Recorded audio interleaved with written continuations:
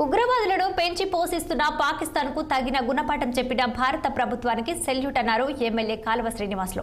Operation Sindoor విజయవంతం చేసిన భారత సైనికులకు సంఘీభావంగా అనంతపురం జిల్లా రాయదుర్గంలో బీజేపీ జనసేన నేతలతో కలిసి ఆయన తిరంగా ర్యాలీలో పాల్గొన్నారు. ఇక జాతీయ జెండాలు చేపట్టి భారత్ మాతాకి జై అంటూ ఎన్టీఆర్ విగ్రహం నుంచి గాంధీ విగ్రహం వరకు ర్యాలీ నిర్వహించారు. వీర జవాన్ మురళీ నాయక్ రియల్ హీరో అని ఎమ్మెల్యే కాలువ శ్రీనివాసులు కొనియాడారు.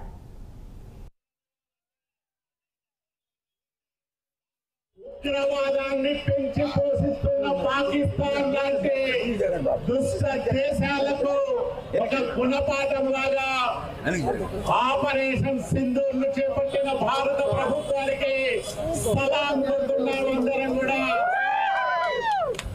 ఎందుకంటే ప్రధాని నరేంద్ర మోడీ గారి దృఢమైన నాయకత్వంలో భారతదేశం తిరుగులేని శక్తిగా ప్రపంచ దేశాల్లో అవతరించింది.